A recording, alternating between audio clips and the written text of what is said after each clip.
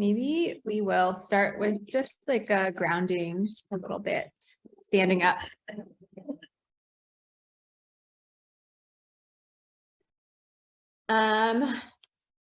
So let's just start by creating some heat in our hands.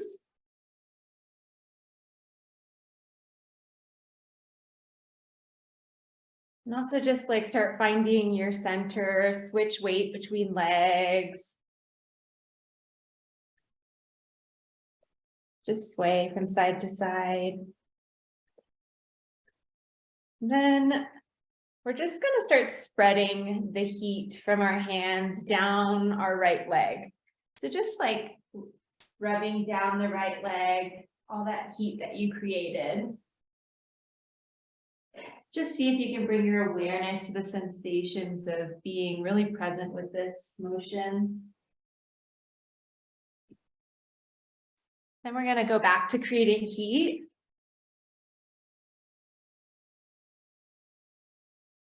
And bring some heat to your left leg.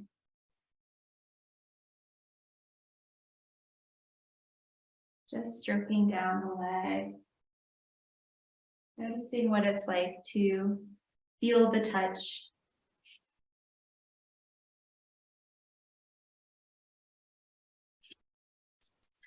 We're going to create more heat and we're just going to go all over the body. And so let's just bring some heat now to our right arm. Just track what it's like as you stroke gently down the arm.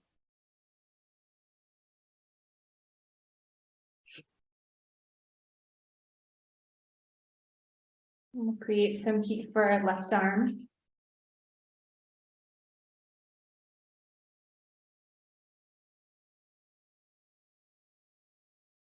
Even noticing if your breath is a little slower now.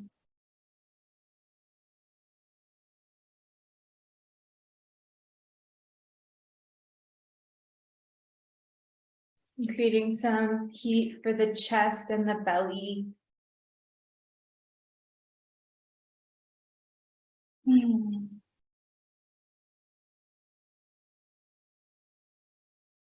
Just noticing what it's like as you bring that energy down.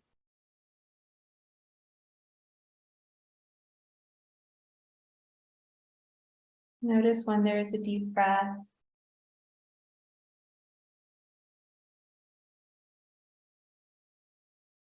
And then let's create some heat for our head and our face.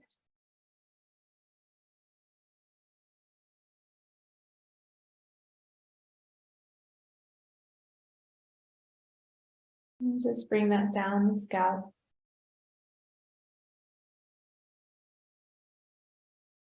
And just allow yourself to gently touch the face and notice how that feels.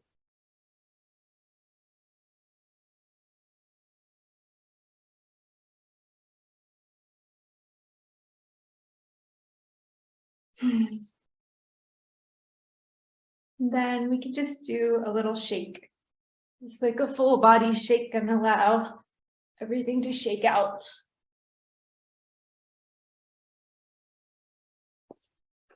You could even jump a little if you want to. Making any sounds.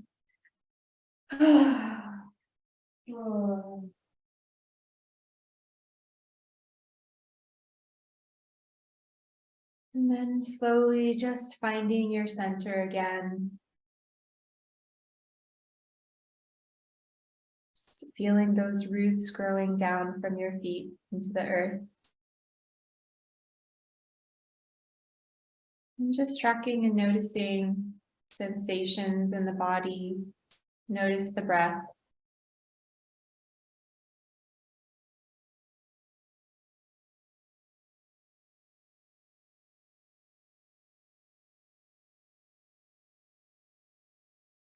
And whenever you're ready, you can come back to your seat.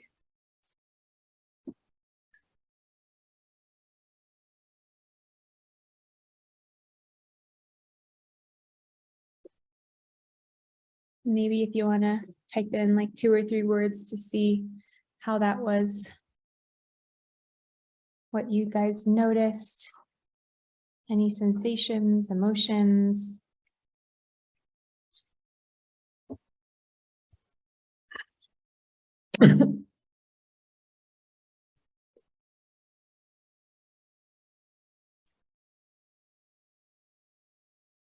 Calm, less activated, soothing, relief, yawns.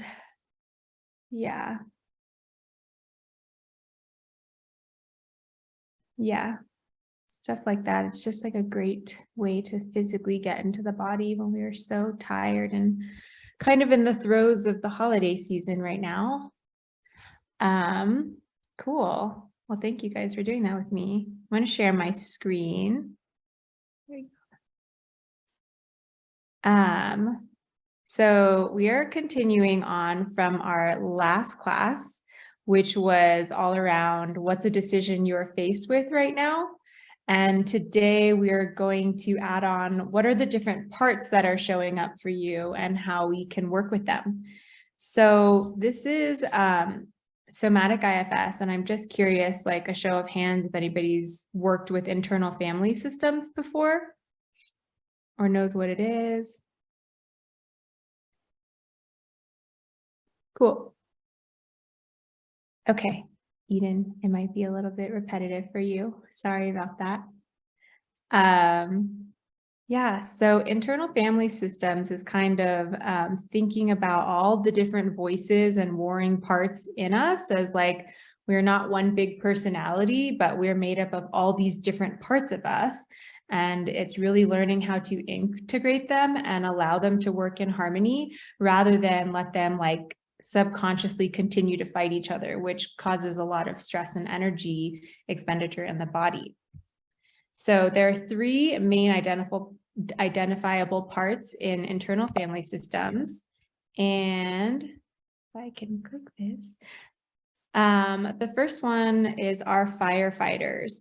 So these are like our vices, and they use behaviors to soothe and distract, and they dissociate from our bodies or sensations. So examples of this are when we, emotionally eat, zone out with drugs, drinking, doom scrolling, anything that we do to escape our emotions and not feel. I lived in this perpetual state for a very long time. The next one is our managers, and these are our inner critics. They stifle or control body sensation, manage body image, objectify the body. And, these guys came on a lot of times as when we were women and we were younger and we needed to please our parents, please society, and we really restricted our eating, or we put, the society put so much emphasis on our value and worth being like how we look. So we may have developed inner critics from that time because those inner critics helped us achieve that goal, like for the need for validation, approval, and so some examples of that behavior are eating disorders, perpetually putting ourselves down, and controlling the way that we look. And it doesn't have to be based on looks too. It could just be control. It could be like OCD with cleaning or whatever control stuff we have.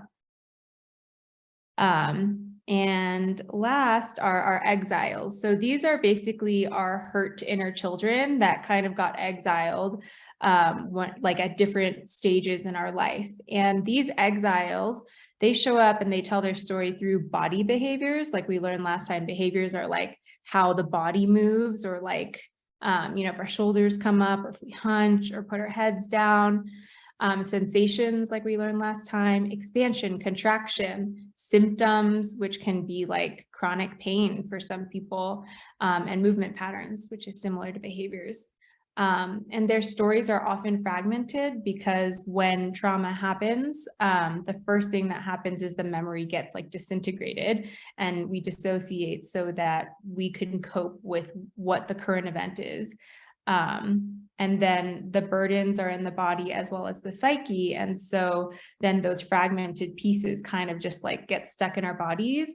And the way that this shows up is like For example, sometimes we have a disproportionate reaction to something that happens than the instant that actually happened. Like, I would freak out whenever I would find my partner's socks everywhere because it really just triggered some dormant, fragmented, hurt exile that was like, I am invisible and my needs are not valid, right? Like, he didn't actually mean to hurt me by leaving out his socks, but that's like what that triggers. And so sometimes, you know, we have these overwhelming emotions and we don't really know why. And it kind of makes us feel a little bit crazy, or we get down on ourselves and we start thinking that we have a problem. I'm depressed, I'm anxious for no reason. But really, when we learn to kind of dig in and notice the sensations and the symptoms that are appearing in the body, and we can turn to them and start asking, hey, what are you here to tell me? Or, hey, what do you need? Usually these are exiled parts that will tell us or bring us back to a memory of something that happened that is presenting itself to be processed. So the firefighters and managers, they're protector parts that came on at some point when we were younger to protect an exiled part of us when we were too young to fend for ourselves. So for example, if we're 4 years old and our parents left us to tend to ourselves, we may have had that inner critic come online to scold us in order to keep us on our toes in order to survive. Like, maybe it was like, you're not good enough, like you got to work harder so that we can impress our parents so that we can survive, right? And so that inner critic was there for survival to benefit us at the time. And what happens as we get older is that sometimes that inner critic, that those protector parts are still working on overtime without any context to knowing how old you are and what situation you're actually in the present day. They're just like working on overdrive in the background, kind of like expending a lot of energy in your body. Without knowing that maybe they can take a part-time role and that you're not in that same position anymore as you were when you were 4 years old. And when it comes to making decisions, sometimes we find ourselves conflicted making decisions because there are several parts arguing, and we get stuck in the duality of what is right and what is wrong. So our minds are habituated to predict the future in order to keep us safe. So when we're faced with a big life decision, a lot of times we get stuck with the two different voices being like, well, you should do this, because like it turns into this is black and white. And what happens when we do that to ourselves is we're activating our system and putting ourselves into a state of fight or flight. And like we learned last time, when we're in a state of fight or flight, we are not in the ventral vagal state where, you know, intuition and sound decisions can be made. So the solution is really allowing each part to be seen and heard allows us to transcend the duality of the body and the mind, which makes space for intuition to come through. And so the way that we allow each part to be seen and heard is we're going to bring these warring parts into a conference room. Like when you're faced with a big decision and you have this part that's like, and I'm just going to use my life as an example again from last time, say like when I was, you know, warring between should I try non-monogamy with the partner that I have now, or should I leave the relationship? And, you know, there were two warring parts. That's one's like, you're not conscious enough. And the other one's like, but I may just like really want this for myself. And they were at war. But if I were to imagine them coming to the table in a conference room and actually having a conversation as if they were on the same team and there was a mediator, then we actually make some progress, because we just like let each part be seen and heard without having that emphasis on deciding like who's right and who's wrong. And so our job is to simply bring the parts to the room, and all we do is observe and let them talk. And we simply track the sensations that are happening in our bodies, and we allow them to figure it out. And all we do is we notice the sensations as each one speaks.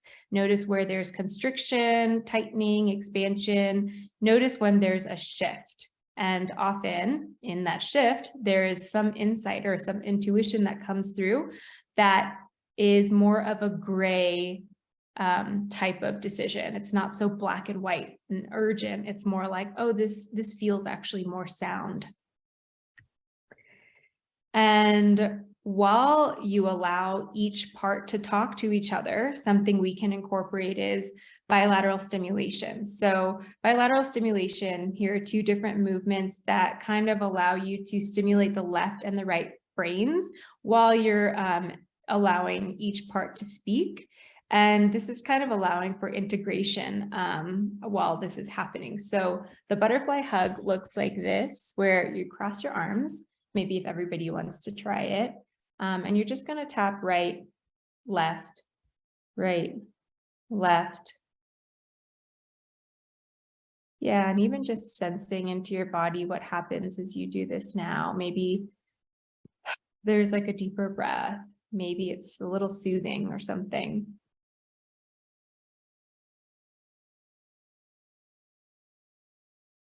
And so an example of what would be happening is I'd be like, you're not conscious enough. I can't believe that you're just going to subscribe to the traditional role of monogamy like everyone else. And then the other part of me is going to be like, yeah, but I've done a lot of somatic work on this, and it feels like it's true in my soul and gut that this is right for me. And then the other part speaks and is like, how do you know that? And so you just kind of go back and forth and really allow the conversation to happen as you stay the witness of your parts. And then this second movement is like something we did when we were kids, and it's like a very highly regulating movement if everybody wants to stand up and try it. But remember when you used to like swing your arms like left and right and just allow it to hit the sides of your body. But this is also a very regulating movement while you are moving through the throes of urgency.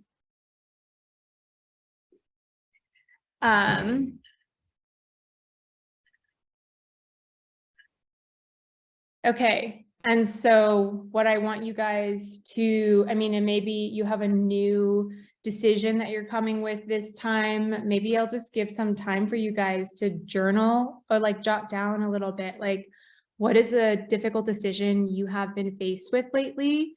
And then see if you can identify like two of the parts that are showing up that are kind of at odds with each other. And we'll just like give a few minutes to write that down. Well, while other people are journaling, does anybody have any questions about the present? Oh, do you find that there's a difference in speaking out loud versus letting the conversation happen in your head? Yeah, I think I can like act it out more and kind of like get into the, like really feel the sensations, but that's maybe a personal thing. You can try both and seeing like how it works for you. I think I do both. Like I can't just always like talk out loud to myself in public.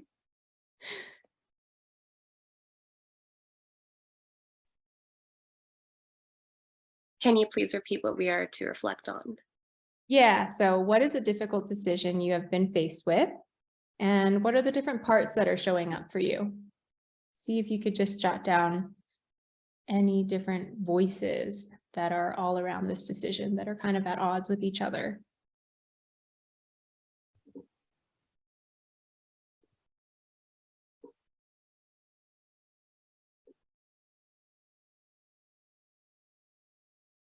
It was interesting when I was doing the butterfly stimulation, I actually got a headache. Whoa. Oh, I was like, yeah. Sometimes I feel like it's when it's like when, say, like when we've been in like a really crazy job for a very long time and then we finally quit or something and then we get sick for a few weeks. Mm-hmm. Like when we pause, our body brings up the sensation that's been there dormant. Yeah. And say like if I were working with you, we'd probably go talk to that headache and see what that leads to and what it's there to tell you. It was in the back of my neck, like right where the head connects with your spine, like right there. And I was like, ow. Yeah. So you could just ask it like, hey, what are you here to tell me? And just kind of listen. Interesting. I'm gonna have to do that. Yeah. Might be easier when you don't have a bunch of eyes on you. What is a difficult decision you have been faced with, and what are the different parts that are showing up for you? Even if you wanted to try and identify if they're firefighters, managers, or exiles.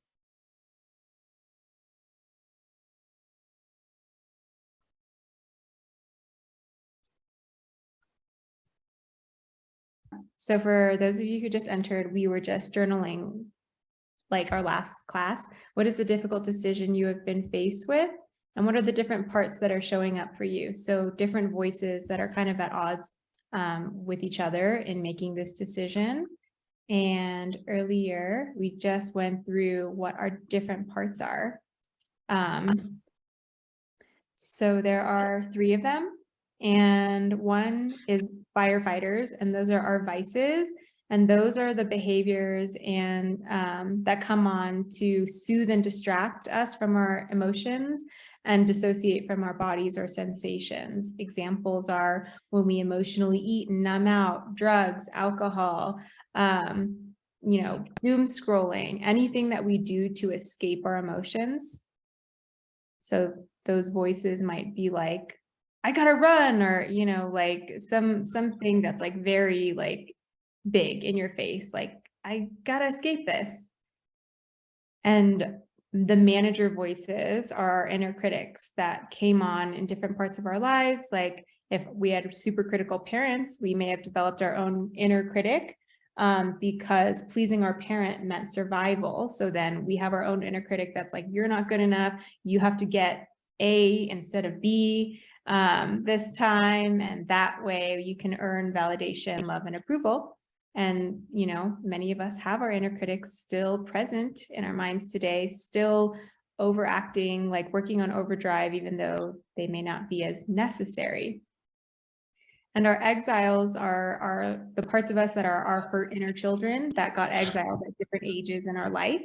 And they show up in different behaviors, sensations, symptoms in our body, and their stories are usually fragmented. Like when we've experienced trauma when we were younger, the first thing that happens is we dissociate and the memory kind of gets scattered. It kind of, if you imagine like a broken mirror, and then those stories kind of get stuck in our bodies in different ways and show up just through our behaviors sometimes. So when we get triggered, say like when my ex-partner would like leave his socks around, I would just get disproportionately triggered because it reminded me of not, my needs not being valid, but it wasn't the actual thing itself that was so triggering for me. But yeah, this is sometimes like when we feel overly depressed and anxious and we don't know why.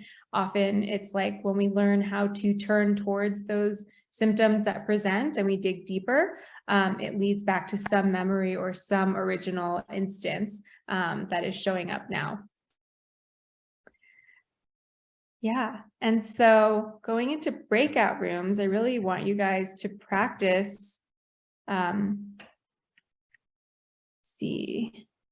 So we're just going to practice letting 2 of the parts that you've identified have a conversation as if they're on the same team in the conference room.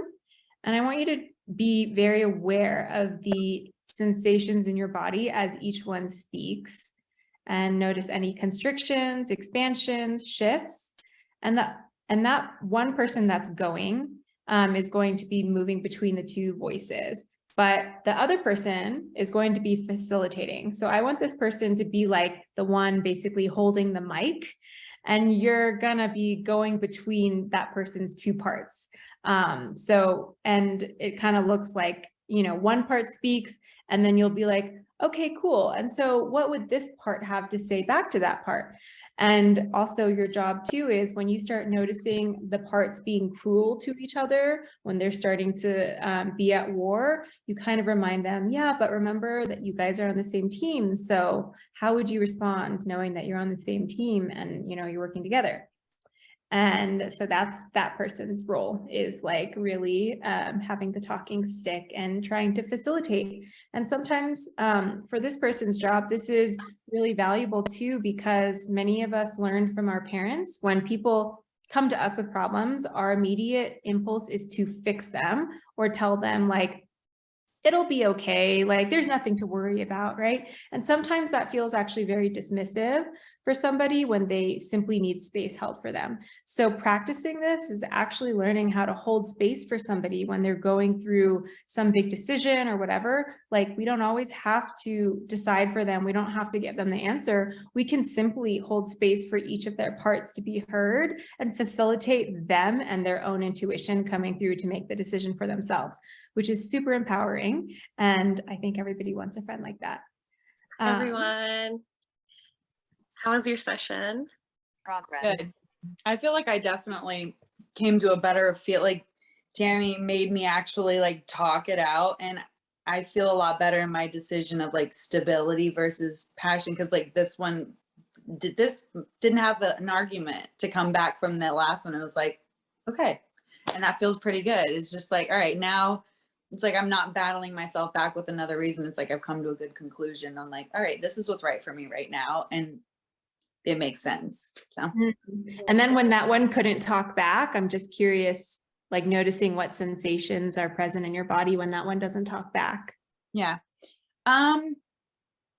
It was definitely, it used to be a little bit more like angst, because I've had this argument over and over again, but this time it was a little bit more of just like a sigh of relief, because I think almost now it's more of like the pressure of like getting stuck in where I'm at, but like it kind of relieves the pressure. It's like, you know what? No, this is the right decision right now. You aren't on the right path. It's Right. just, you know what I mean? It was just kind of like, It was like right, exactly. And so just like allowing yourself to marinate on the breath of fresh air, whereas before it may have been like, oh, and now it's like oh, we're on the same team and we both have the same goal. And so like, let's just do it more fluidly than like, with so much pressure on ourselves. yeah, definitely. And then just for context for everybody, I think like it's easy for us to be like, I want to do this, but then I want to do that, and it's the I that sometimes we get stuck going back and forth. So what I had Audrey do was use her hands physically to be like, well, you need to leave now. And then this one's like, but what about stability? You know, like, so they're literally talking to each other rather than using the I, because that's where we get stuck. And like pretend they're like Muppets or something talking to each other. And then this ego self is just like sitting back, like watching. And it kind of takes the pressure off of that. So it sounds like you not forced, I don't know another term to describe this, but one of the Muppets, right, to see the perspective of the other, right? You were visually forcing it to look at the picture you were trying to present it. It sounds like that's what happened. Nice. And it was absolutely what you said, is my ego was able to like sit back and observe the two sides of it and just like take it in, instead of like almost feeling attached to one side. I don't know how to explain it. It's like sometimes you feel like you're attached to one side of it without maybe actually being attached to one side of it. It was like once I kind of saw them both like have the conversation out loud, I was like, all right, sense. So right. Or it's just like in meditation, right? When we talk about like non-duality or the ego is usually attached to the I. And then when the I is attached to two different sides or three different sides, it gets really confusing. yeah. Anybody else would like to share or maybe add some comments? I wanted to add on that when I was talking to Audrey, it was kind of like one side was the brain and one side was the heart. And this time she allowed her brain to be the driver when the heart was trying to like really go into it, like to quit. So it was really cool to make that connection. Wow. What about for you, Joanna? How did you feel? I talked about my relationship, and I actually felt like I had two thoughts that were in my brain. So I had two brains talking to me. And then at some point, a month ago, my heart actually came out and told like I had to do it this way. And when my heart came out, I felt a lot of relief and that I can move forward with my relationship towards these steps. And it definitely feels a lot more expansive. It feels good. Like there's not much tension in my relationship anymore. So yeah. Nice. Thank you for sharing, both of you. Yeah. Anybody else like a few words or comments about how their session went? Breakthroughs, changes? So for me, I was discussing like, you know, my spouse and I are currently separated, and so like, you know, the impending decision of like where to go next. Like, do we divorce? Do we just wait it out and see if things improve? Because we've been pretty much like, we like don't live together. We've been pretty much no contact. And it was I really found myself like, it was like present self versus past self, and past self feeling really distant and disconnected, whereas present self just felt a lot of weight and pressure. Not that I was able to come to a decision in that amount of time as what to go, but it I've never really recognized in myself what those, like the feelings within my body connected to those thoughts. So this Mhm. is like it's a new way for me to really consider like what my feelings are on many different levels. Mhm. So I was really impressed with this technique and felt that it was useful. Wow. Yeah, amazing. Like it's really not about getting to the decision, but letting each part be felt and continuing to doing, you know, committing to that, which none of us were taught. Most of us were not taught growing up. Our parents were like, be this, do that.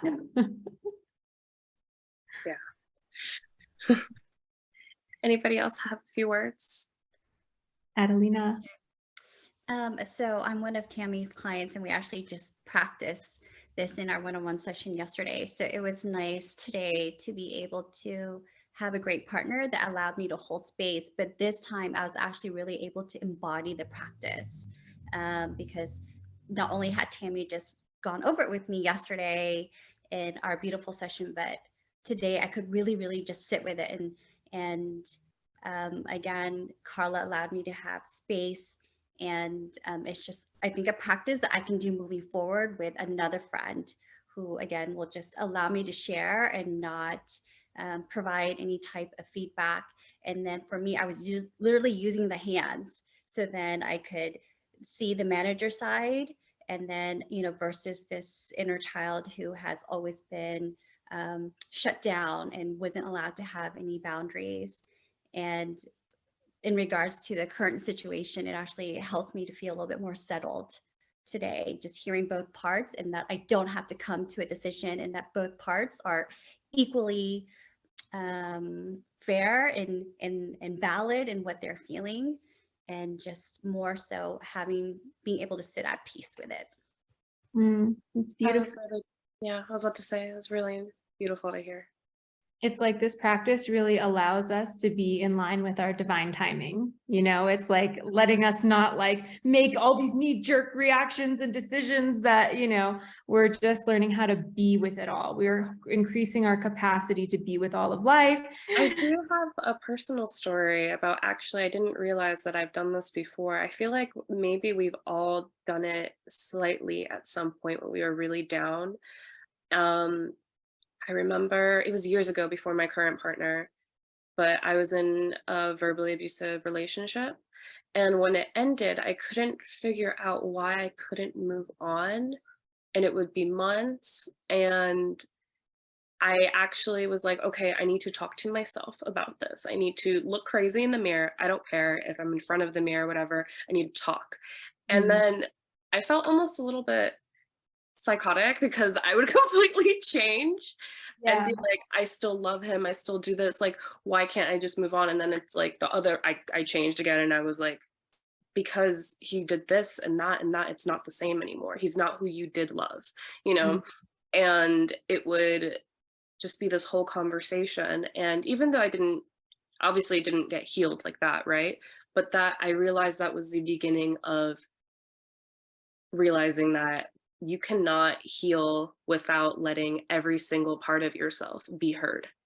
Yeah, totally. Even if that part of yourself isn't quote unquote correct, or it isn't logical, whatever word you'd like to explain that part of yourself, if it is not heard, it will be inside until it is.